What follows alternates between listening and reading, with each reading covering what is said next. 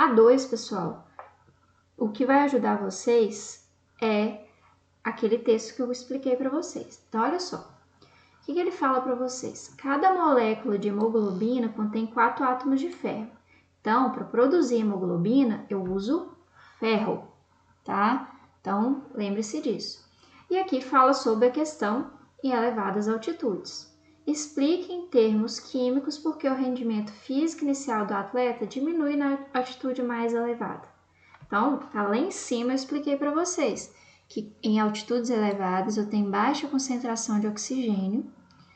Como a concentração de oxigênio diminui, eu tenho que deslocar o equilíbrio no sentido de formar mais oxigênio. Então, o equilíbrio vai se deslocar da direita para a esquerda, né? E com isso eu vou ter diminuição da formação de oxihemoglobina. Então, você vai explicar isso sobre a variação do equilíbrio químico aqui, né? Então, lá em cima foi falado, é só você ler novamente ou ver de novo a minha explicação e responder isso aí. Você vai explicar isso em termos de equilíbrio químico, tá?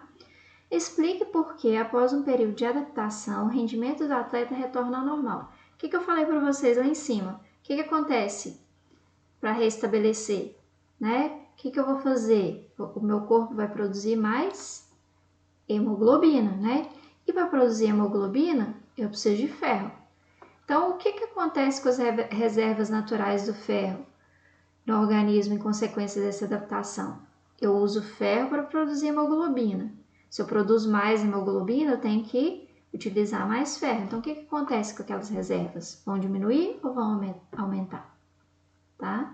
Então, você vai explicar essa questão da adaptação, né, com a questão da hemoglobina, e explicar o que acontece com as reservas de ferro. Bem tranquilo, porque lá ele já deu um texto como suporte, né? Agora, A3. Considere as seguintes afirmações relativas às reações químicas em que não haja variação de temperatura e pressão. Então, ok. Não tem variação de temperatura e nem pressão. Então, esses dois não vão interferir ali no meu equilíbrio, né? Uma reação química realizada com adição de catalisador é denominada heterogênea se existir uma superfície de contato visível entre reagentes e o catalisador. Basicamente, o que ele está falando aqui é que você vai ter algo que tem duas ou mais fases, né? Então, você tem heterogêneo, a gente viu lá no primeiro ano, que algo heterogêneo é que tem duas ou mais fases, né? Então, bate. Heterogêneo tem mais de um. A ordem de qualquer reação química em relação à concentração do catalisador é igual a zero. Eu falei alguma coisa sobre isso para vocês? 3. A constante de equilíbrio de uma reação química realizada com a adição de um catalisador tem valor numérico maior do que a reação não catalisada. Lá em cima, ele falou para vocês que o catalisador altera o equilíbrio? Ele falou que o catalisador não altera o equilíbrio, tá? Então, lembrar disso. O catalisador vai alterar a velocidade da reação, ele não vai alterar o equilíbrio químico, tá? Então, ele pode alterar a constante de equilíbrio se ele não altera o equilíbrio. A lei de velocidade de uma reação química realizada com adição de catalisador mantidas constantes as concentrações dos demais reagentes é igual àquela da mesma reação não catalisada. Então, a velocidade de uma reação sem catalisador e com o catalisador é a mesma? É isso que a gente viu lá em cima? Um dos produtos de uma reação química pode ser o catalisador dessa mesma reação? Então, pessoal, existem casos de uma coisa chamada autocatálise, tá? Que é quando você vai formar um produto e esse produto, ele é o catalisador da sua reação, tá? Então, pesquisem autocatálise. Eu vou mandar para vocês lá no grupo também sobre isso, tá? Então, depois disso, marquem a alternativa correta aqui, que indica quais dessas afirmativas estão bem colocadas, tá? Aqui, a 4. O processo natural de desmineralização e mineralização ocorre nos dentes, é basicamente essa daqui. Então, você tem essa equação formando essa daqui, lembrando que equilíbrio químico, a velocidade da reação direta é igual à velocidade da reação inversa, né? Eu tenho um equilíbrio dinâmico. Aqui tem um bichinho que causa a cárie, que está representando, obviamente, tá? E ele está tentando de todo jeito ali invadir aquele dente, né? Aí ele fala assim, desisto, não tem jeito de estragar esses dentões. Aí o dentista fala para a Mônica assim, parabéns, Mônica, nenhuma cárie outra vez. Então esse aqui ele está representando um micro-organismo responsável pela formação da cárie. Então a gente sabe que esse micro-organismo ele é uma bactéria, tá? Então vamos ver o que ele vai perguntar aqui. Que característica dos dentes da Mônica o autor quis destacar no terceiro quadro? O dente dela é saudável ou não saudável?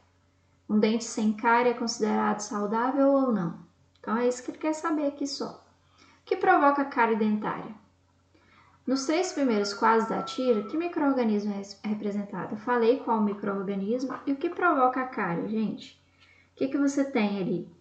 Se esse equilíbrio aqui mantém os seus dentes saudáveis, se você tiver um desequilíbrio desse processo natural aqui, vai causar a cárie. Então, seria um desequilíbrio nesse processo de desmineralização e mineralização ali, tá? Para conservar os dentes, que íons devem ser presentes no creme dental? A gente sempre fala, né? O que tem que ter um creme dental? Então, vou mostrar para vocês aqui um artigo que ele vai falar sobre isso, tá? Que ele fala, ó, o flúor e a prevenção da cárie. O fato de que os compostos contendo flúor têm efeito sobre o esmalte dos dentes é conhecido desde 1874. Então, aqui fala o seguinte, naquela época até os dias de hoje, muito se avançou na compreensão do efeito dos compostos fluoretados sobre a prevenção da cárie. O princípio ativo nesse processo é o íon fluoreto. Então, olha o íon aqui fundamental. Este íon interfere no equilíbrio de mineralização e desmineralização. Então, ele vai interferir aqui, tá? E vai estabelecer um novo equilíbrio. Então, ó, o flúor, que é o íon, mais especificamente o íon fluoreto, F-, ajuda a proteger os dentes contra as cáries, pois o íon fluoreto interfere no equilíbrio de mineralização e desmineralização que envolve o esmalte dos dentes, tá? Então, ó, ele fala o seguinte, nesse processo uma nova substância é formada, o esmalte passa a ser, então, um material modificado. Os íons fluoreto não substituem todos os íons OH-. Uma pequena incorporação dos íons F- é suficiente para alterar as propriedades do esmalte, tornando menos suscetíveis ao ataque por ácido. Porque olha só, se você tem só esse equilíbrio aqui, só esse estabelecido, se você tiver ácidos ali na sua região bucal, ele vai reagir com esse OH- e vai alterar todo esse equilíbrio aqui. Então, por isso que a substituição do flúor ali, parcialmente, né, substituir o OH- pelo F- aqui é tão importante, porque você não vai ter tanta alteração quando você tiver algo ácido ali na sua boca, né? Então, é o que ele fala aqui, ó. Uma pequena incorporação de íons F- é suficiente para alterar as propriedades do esmalte, tornando-os menos suscetíveis ao ataque por ácido, tá? Então, é isso. Então, qual o íon que é importante? Eu falei para vocês, né? Que cuidados são necessários para evitar problemas bucais? Então, vocês viram isso quando vocês estavam lá no prezinho, né? O que vocês têm que fazer? Quais cuidados vocês têm que tomar? E a 5. A reação aqui que a gente tem é de N2 mais O2 formando NO. Ó, são compostos que estão no estado gasoso. Então, eu posso ter interferência da pressão ali, não posso? Vamos ver se vai acontecer mesmo. Tenho 1 mol com 1 mol. Então, 2 mols aqui de gás do lado esquerdo e 2 do lado direito. Como o volume é o mesmo, a pressão vai alterar o equilíbrio, pelo que a gente viu na aula anterior. E outra coisa a se falar, o ΔH é maior que zero.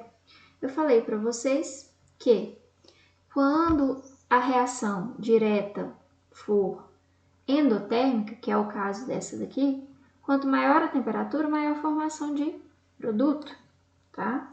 Mas vamos ver o que ele fala aqui. Ele fala que o N2 reage com o O2 formando monóxido de nitrogênio, que é um poluente.